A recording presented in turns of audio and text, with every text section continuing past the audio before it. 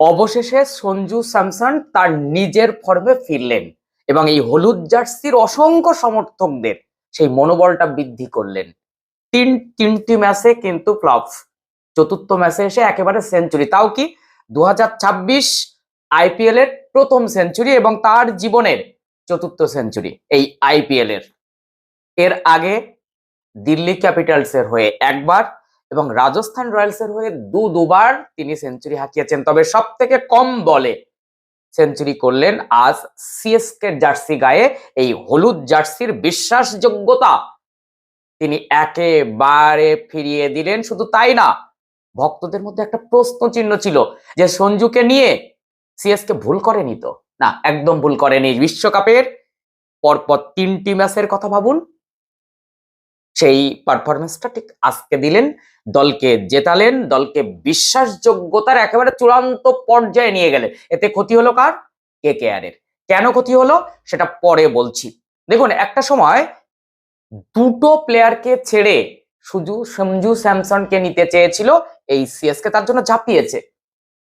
জাদেজা এবং স্যাম কারেনকে ছেড়ে তার বদলে কিন্তু সঞ্জুকে নেওয়া হয়েছে এবং সঞ্জু বিশ্বকাপে যে পারফরমেন্স দিয়েছেন এই বিগত বা লাস্ট এক মাস হলো, সেই বিশ্বকাপে যে পারফরমেন্স দিয়ে তিনি বিশ্বাস ফিরিয়ে এনেছেন হলুদ জার্সির, সিএসকে এর ভক্তবৃন্দ কিন্তু একেবারে টকবক করে ফুটছিলেন যে না, সঞ্জু আছে মানে সিএসকে আবারও ট্রফি জিতবে, পাঁচবারের চ্যাম্পিয়ন।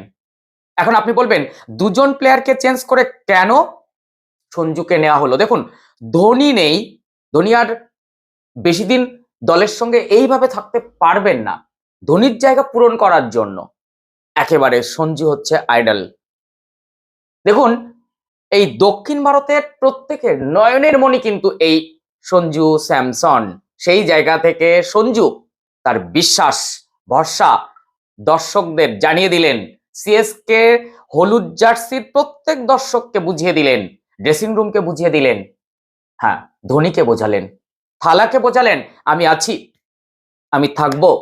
দেখবেন এই 2026 চলে গেলেই 2027 থেকে সিএসকে এর ক্যাপ্টেন হয়ে যাবেন সঞ্জু স্যামসন। নামটা ছোট নয়, নামটা অনেক বড়, বিড়ম্বনার একটা অন্য নাম তিনি।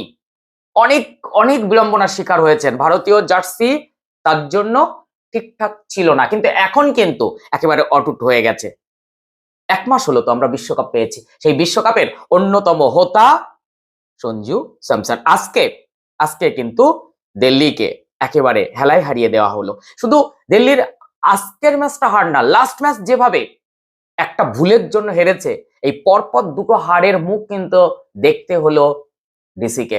দেখুন, ভুল তো ভুলই, সেই ভুল থেকে গাড্ডায় পড়ে যাবে না তো দিল্লি। দিল্লি কিন্তু এরকম ছিল না। আজকের ম্যাচটা দেখে মনে হলো দিল্লি একেবারে ঠিক জায়গায় নেই। প্রথমে ব্যাট করতে নেমে 212 রান 2 উইকেটের বিনিময়ে করে, মাত্র 2 উইকেটের বিনিময়ে করে সঞ্জু স্যামসনরা অর্থাৎ সিএসকে। সেখানে সঞ্জু 56 বলে 115 রানে নট আউট থাকেন, 205 স্ট্রাইক রেটে 15টা 4 মেরেছেন আর 6 মেরেছেন বিরাট বিরাট 4টি। দেখুন, 26 বলে হাফ সেঞ্চুরি পাকিয়েছেন, তারপর 56 বলে 115, পরে কত স্ট্রাইক রেট বাড়িয়েছেন। তবে হ্যাঁ, আজকের তাকে 52 রানে থেমে যেতে হতো যদি নিশাঙ্কা তার ক্যাচটা নিতে পারতেন, কিন্তু ওই একটা ক্যাচ মিস, আর ঠিক ক্যাচ মিস মানে ম্যাচ মিস। আপনি আজকে হলুদ জার্সির পক্ষে অনেক কথা বলতে পারবেন, শুধু ওই একটা ক্যাচ মিস না হলে 200 রান হয়তো হতো না, আবার হতেও পারতো, কারণ আজকে তো তাদের উইকেট পড়ছিল না। তারপরে ব্যাটে বলে হচ্ছিল না ক্যাপ্টেন গাইকোয়াডের, সেই জায়গায় সঞ্জু কিন্তু একা একা চালিয়ে গেছেন। তারপরে যার কথা বলবো আয়ুষ মাত্রে, কিন্তু আয়ুষ মাত্রের সঙ্গে আজকে একটা কি বলবো, ভালো কিছু হলো না, তাকে তুলে নেওয়া হলো। কেন তুলে নেওয়া হলো? তার কি ব্যাটে লাগছিল না? না, সেটা নয়, জানি না। 36 বলে যে 59 করেছে তাকে তুলে নেওয়ার কোনো মানে হয় না। 163 স্ট্রাইক রেটে ব্যাট করছিলেন, যদিও তার জায়গায় শিবম দুবে এসে 10 বলে 20 করেছেন 200 স্ট্রাইক রেটে। এই জায়গা থেকে একেবারে 215-তে পৌঁছে যায় সিএসকে। 2 উইকেটের বিনিময়ে 213 করতে হবে আকসার প্যাটেলদের। এইরকম পরিস্থিতিতে একটু হলেও এই জায়গাগুলো খুব ডিস্টার্ব হয়েছে। 100টিতে ফার্স্ট উইকেট, 100টিতে সেকেন্ড উইকেট, 63তে 3 উইকেট, কিন্তু 61 পর্যন্ত দারুণ ছিল। সেখানে নিশাঙ্কা দারুণ মারছিলেন 24 বলে 41, সেখানে KL রাহুল 10 বলে 18 আজকে টপ কালার ছিলেন। সেখানে রিজভি রান পাননি, অক্ষর প্যাটেল রান পাননি, ডেভিড মিলার রান পেলেন না, একটুখানি স্টাবাস চেষ্টা করছিলেন কিন্তু সেইভাবে হলো না। 38 বলে 60 যথেষ্ট ভালো স্কোর, কিন্তু তাকে সঙ্গ দেওয়ার মতো কেউ ছিল না। আশুতোষ শর্মাকে নিয়ে আসা হলো, 10 বলে 19 করলেন। এই জায়গা থেকে আজকে কিন্তু আমি বোলিং এ অবশ্যই ওভারটনকে একটা ক্রেডিট দেবো। তার 4 উইকেট শুধু না, 4 ওভারে মাত্র 18 রান দিয়ে 4 উইকেট, এইরকম একটা বিগ ম্যাচে তার জন্য তাকে তো এক্সট্রা ক্রেডিট পেতেই হবে। সব মিলিয়ে সিএসকে কিন্তু জয়ে ফিরলো, শুধু জয়ে ফিরলো না, তারা অক্সিজেন নিয়ে কলকাতার সামনাসামনি হবে। ফলে কেকেআর এর কিন্তু একটা সমস্যা রয়েছে, কেকেআর হেরে সিএসকে এর সামনে আর সিএসকে জিতে কেকেআর এর সামনে, ফলে এই জায়গায় কিন্তু একটা সমস্যা রয়েছে কেকেআর এর। আজকে চিপকের যে পারফরমেন্স দেখলো, হলুদ জার্সি, হলুদ ঝড় উঠলো, তাতে কি পুরনো সেই সিএসকে কে খুঁজে পাওয়া যাচ্ছে? সেটা আগামী দিন উত্তর বলবে। আর অবশ্যই দেখতে দেখতে আইপিএল এর 18তম ম্যাচ শেষ হলো, আজ 23 রানে জয়লাভ করলো সিএসকে।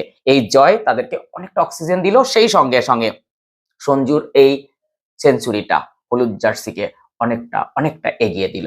আগামী ম্যাচে কি করবে সিএসকে? কেকেআর সত্যি কি দুমড়ে মুচড়ে যাবে? কেকেআর সিএসকে কে হারিয়ে তারা জয়ে ফিরবে, এটাই কিন্তু এখন দেখার।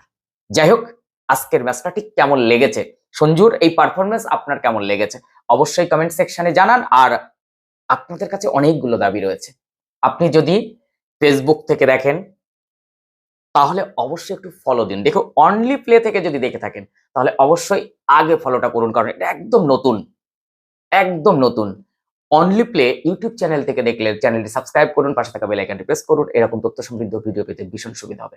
আর যারা বিপ্লব বিশ্বাস চ্যানেল থেকে দেখছেন ফেসবুক থেকে, বলুন ভিডিওটা কেমন লাগলো এবং আগের ভিডিওগুলো কেমন লাগে, আমার ভিডিও কেমন লাগে, একটু কমেন্ট সেকশনে জানান। আর আপনার প্রিয় দলটা কি, 2026 আইপিএলে আপনি কোন দলের সমর্থক, সেটা একটুখানি কমেন্ট সেকশনে লিখুন।